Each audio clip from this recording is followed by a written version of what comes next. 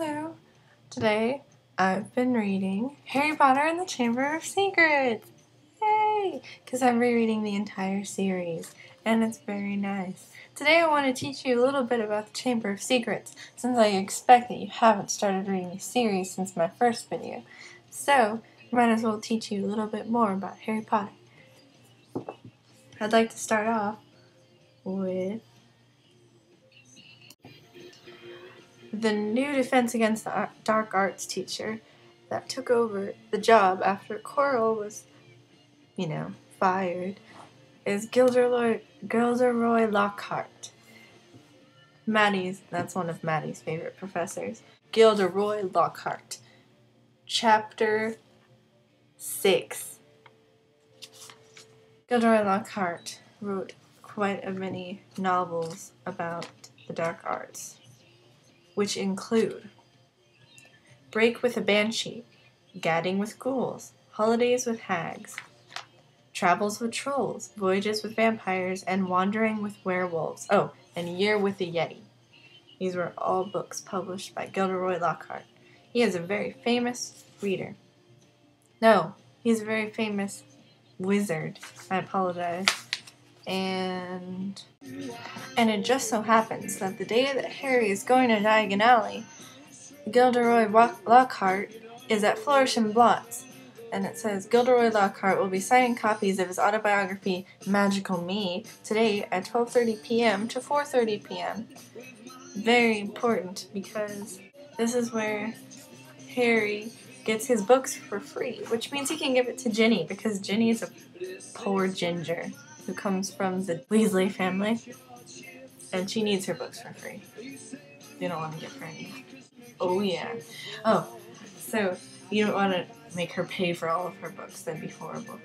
So, this is after Harry arrives. Here we go. Then he leapt to his feet and positively shouted, "It can't be Harry Potter!" The crowd parted, whispering excitedly. Lockhart dived forward, seized Harry's arm, and pulled him to the front. The crowd burst into applause. Harry's face burned as Lockhart shook his hand for the photographer, who was clicking away madly, wafting thick smoke over the Weasleys. I apologize if I pronounced something wrong in this one. As Jordana kindly pointed out, I wrongly pronounced Privet Drive in my last video. So anyway, I'll continue.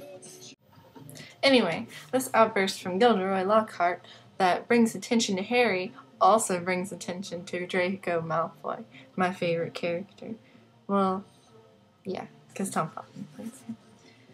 "Famous Harry Potter," said Malfoy. "Can't even go into a bookshop without making the front page." "Leave him alone, he didn't want all that," said Ginny the poor ginger. It was the first time she had spoken in front of Harry. She was glaring at Malfoy. "Potter, you've got yourself a girlfriend," drawled Malfoy.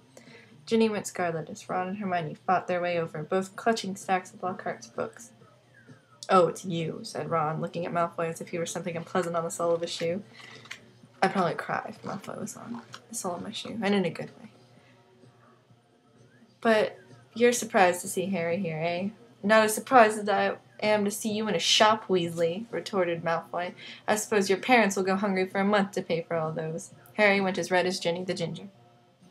Anyway, that's about enough for Lockhart. He's not that great. Only Maddie thinks Lockhart is great. Next I'm going to teach you about a horrible wizard curse. Not the kind that they say in the Potter Puppet Pals, like "son of a banshee" or "blast-ended skank," but one they actually use in the book, which would be mudblood. The term mudblood is first used, I think, by Draco to Hermione. "No one asked your opinion, you filthy little mudblood," he spat. Harry knew at once that Malfoy had said something really bad because there was an instant uproar at his words. Flint had to dive in front of Malfoy to stop Fred and George jumping on him. Alicia shrieked, "How dare you!" and Ron plunged his hand into his robes, pulled out his wand, yelling, "You'll pay for that one, Malfoy," and pointed it furiously under Flint's arm at Malfoy's face. So, that's where Malfoy first used it. Then we'll learn about what mudblood means. We all know Malfoy means really hot boy, but mudblood, where you at? Oh, I found it. Malfoy called Hermione something. It must have been really bad, because everyone went wild. "It was bad," said Ron hoarsely, emerging from the tabletop looking pale and sweaty. "Malfoy called her mudblood, Hagrid." Ron dived out of sight again as a fresh wave of slugs made their appearance. Hagrid looked outraged. "He didn't!" he growled at Hermione. "He did," she said, "but I don't know what it means. I could tell you it was really rude, of course." "It's about the most insulting thing he could think of," gasped Ron. "Mudblood's a really foul name for someone who is Muggle-born. You know, non-magic parents. There are some wizards, like Malfoy's family, who think they're better than everyone else because they're what they call pure blood. Look at Neville Longbottom. He's pure blood and he can hardly stand a cauldron the right way up. What a meanie, throwing him under the bus like that. Anyway, to sum it up, if you're going to insult someone, especially Hermione Granger, you'd have to call her a mudblood. But don't call it to anyone because it can be quite offensive.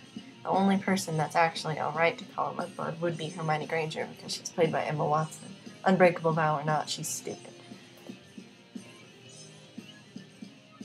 "Hello, Harry Potter. My name is Tom Riddle. How did you come by my diary?" "Someone tried to flush it down a toilet." "Lucky that I recorded my memories in some more lasting way than ink. But I always knew that there would be those who would not want this diary read." "What do you mean?" "I mean that this diary holds memory of terrible things.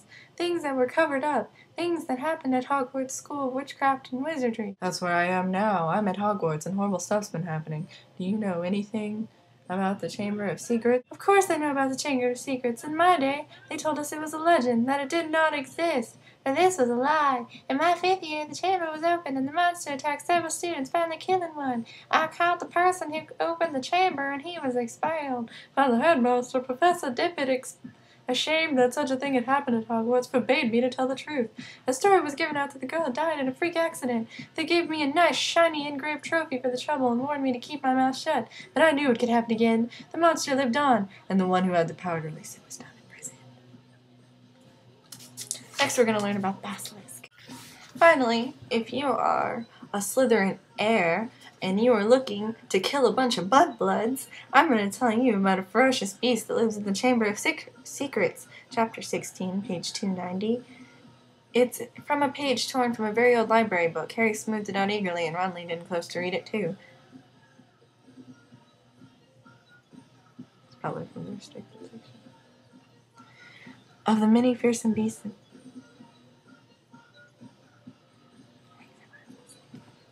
Ahem!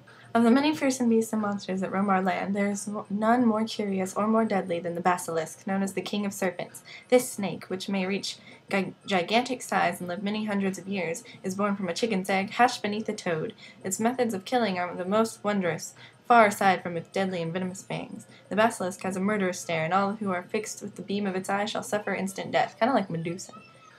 "Spiders flee before the basilisk, for it is their mortal enemy, and the basilisk flees only from the crowing of the rooster, which is fatal to it." Yeah. Speaking of spiders, maybe we should go about Aragog. If you find yourself extremely fascinated with large beasts, and not afraid of spiders like Ron the Ginger, you might want to go into the Forbidden Forest, where you'll find the not yet dead Aragog. Aragog is a gigantic spider. He is followed around by little tiny spiders. And they follow the little tiny spiders because Harry gets into all sorts of shenanigans in Hogwarts. And they find Aragog, which was one of Hagrid's, past pets. You know how that... God, all it past pets. Aragog, it called Aragog, and from the middle of the misty domed web, a spider the size of a small elephant emerged, very slowly. There was gray in the back of his body and legs, and each of his eyes on his ugly, pinctured head was milky white. He was blind. "What is it?" "Men." "Is it Hagrid?" "Strangers. Kill them." "Yeah, well, he's not that great, but he'll probably kill a mudblood for you.